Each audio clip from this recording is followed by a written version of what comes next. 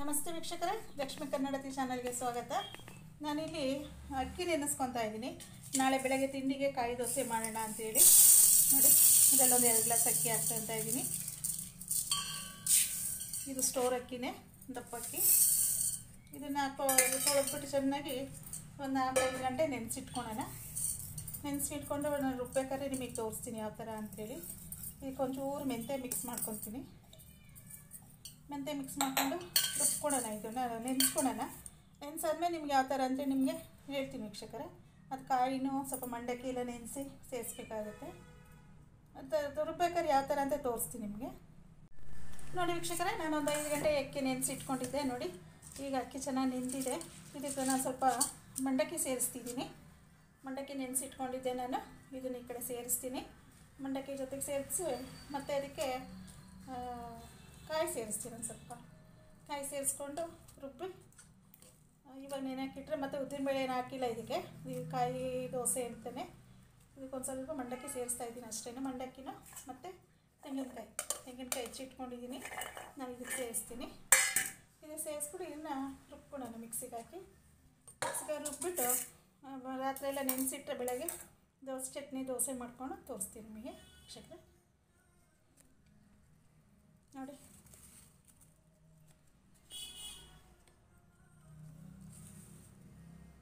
ಮಿಕ್ಸಿಗೆ ಹಾಕ್ಕೊತೀನಿ ವೀಕ್ಷಕರೇ. ಇದು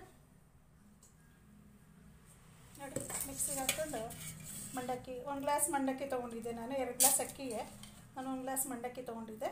ಅದನ್ನೇ ನೆನೆಸಿಟ್ಕೊಂಡಿದ್ದೆ ನಾನು. ಈಗ ನುಣ್ಣಗೆ ರುಬ್ಕೊಳ್ಳೋಣ ಇದನ್ನು.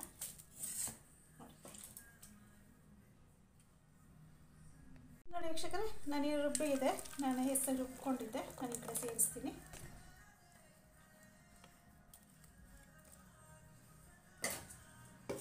ಹಂಗೆ ಇದನ್ನು ರುಬ್ಬಿಟ್ಟು ಹಾಕ್ಬಿಟ್ಟು ಮುಚ್ಚಿಟ್ಬಿಡೋಣ. ಬೆಳಗ್ಗೆ ನಿಮಗೆ ದೋಸೆ ಮಾಡೋದು ನಾನು ತೋರಿಸ್ತೀನಿ. ಇದು ಈ ಥರ ಒಂದ್ಸರಿ ದೋಸೆ ಬೇರೆ ಬೇರೆ ಥರ ಮಾಡ್ಕೊಂಡು, ಮಸಾಲೆ ದೋಸೆ ಆಗಲಿ, ನೀರು ದೋಸೆ ಆಗಲಿ, ಮತ್ತು ಕಾಯಿ ದೋಸೆ ಆಗಲಿ, ತುಂಬ ಥರ ವೆರೈಟೀಸ್ ಇದೆ. ಇದು ನಾನು 2ನೇ ಥರ ತೋರಿಸ್ತಾ ಇರೋದು ನಿಮಗೆ. ಒಂದ್ಸರಿ ಮಸಾಲೆ ದೋಸೆ ಮಾಡಿದ್ದೆ, ಇವಾಗ ಈ ಥರ ಮಾಡೋದು ತೋರಿಸ್ತೀನಿ. ಈರುಳ್ಳಿ ದೋಸೆ ಆಗಲಿ, ಖಾಲಿ ದೋಸೆ ಆಗಲಿ, ತುಂಬ ವೆರೈಟೀಸ್ ಇದೆ ವೀಕ್ಷಕರೇ. ಮಾಡಿಕೊಂಡು ನಾನು ಈ ಥರ ಮಾಡಿಕೊಂಡು ತೋರಿಸ್ತೀನಿ ನಿಮಗೆ. ಇದೊಂದು ಸರಿ ಹಾಕ್ಕೊಳ್ತಿದ್ದೀನಿ. 2 ಗ್ಲಾಸ್ ಅಕ್ಕಿಗೆ 2 ಸರಿ ನಾನು ರುಬ್ಬಿದ್ದೀನಿ. ಒಂಚೂರು ನೀರು ಸೇರಿಸ್ಬಿಟ್ಟು ಜಾರಿಗೆ ಅದನ್ನು ಒಂಚೂರು ಹಾಕ್ಕೊಂಬೇಡ. ಜಾಸ್ತಿ ತೆಳ್ಳಗೆ ಮಾಡೋದು ಬೇಡ.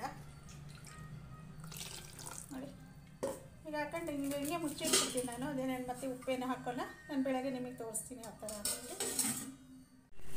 ನೋಡಿ ವೀಕ್ಷಕರೇ, ನಾನು ರಾತ್ರಿ ರುಬ್ಬಿಟ್ಟಿದ್ದೆ ಕಾಯಿ ದೋಸೆಗೆ.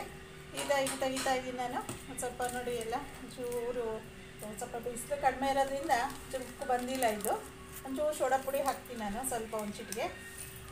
ಇದಕ್ಕೊಂದು ಸ್ವಲ್ಪ ಉಪ್ಪು ಸೇರಿಸ್ತೀನಿ ನಾನು. ಪುಡಿ ಉಪ್ಪು ಸೇರಿಸ್ಕೊಳ್ಳೋಣ. ಮತ್ತು ಒಂದು ಸ್ವಲ್ಪ ಸಕ್ಕರೆ ಸೇರಿಸ್ತೀನಿ. ಒಂದು ಸ್ಪೂನ್ ಸಕ್ಕರೆ ಸೇರಿಸಿ ಒಂಚೂರು ಮಿಕ್ಸ್ ಮಾಡ್ಕೊಳ್ಳೋಣ ಇದನ್ನು. ನೋಡಿ, ಉಪ್ಪು ಕಡಿಮೆ ಬಂದಿದೆ, ಹುಳಿ ಬಂದು ಜಾಸ್ತಿ ಪರವಾಗಿಲ್ಲ. ಆದ್ರೂ ನೋಡಿ, ಈಗ ದೋಸೆ ಹಾಕೋ ತೋರಿಸ್ತೀನಿ. ಚಟ್ನಿ ಮಾಡಿ ಇಟ್ಕೊಂಡಿದ್ದೀನಿ, ಕಾಯಿ ಚಟ್ನಿ. ನೋಡಿ, ಹುಳಿ ಬಂದಿದೆ, ಪರವಾಗಿಲ್ಲ.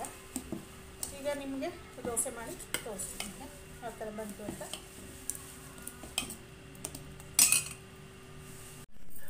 ನೋಡಿ ವೀಕ್ಷಕರೇ, ನಾನು ಕಾಯಿ ಇಟ್ಟಿದ್ದೀನಿ ಇಲ್ಲಿ. ನಾನೀಗ ದೋಸೆ ಹಾಕ್ಕೊತೀನಿ. ಇದು ಮಾಮೂಲಿ ದೋಸೆ ಹಂಗೆ ತೆಳ್ಳಗೆ ಮಾಡಬಾರ್ದು, ಸ್ವಲ್ಪ ದಪ್ಪನೇ ಇರಬೇಕಾಗುತ್ತೆ. ನೋಡಿ, ಹಂಚು ಕಾಲಿದೆ. ಈಗ ನಾನು ದೋಸೆ ಹಾಕ್ಕೊತೀನಿ.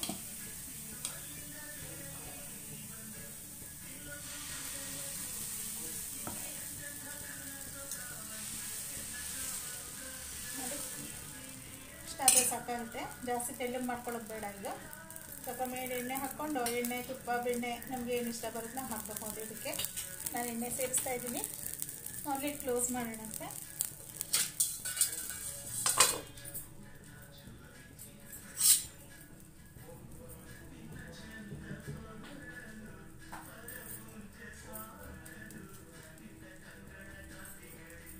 ನೋಡಿ ವೀಕ್ಷಕರೇ, ಈ ಗೂಡು ಥರ ಯಾವ ಥರ ಬಂದಿದೆ, ತುಂಬ ಚೆನ್ನಾಗಿ ಬಂದಿದೆ ಇಲ್ಲಿ ದೋಸೆ.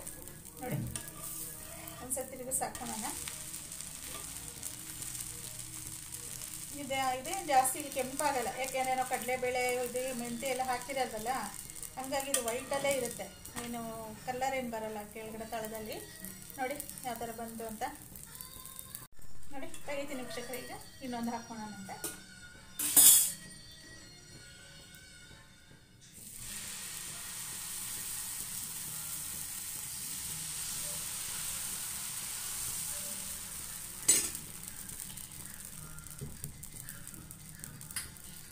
ನೋಡಿ ಇನ್ನೊಂದು ಹಾಕ್ಕೊಂಡು ನಿಮಗೆ ತೋರಿಸ್ತೀನಿ.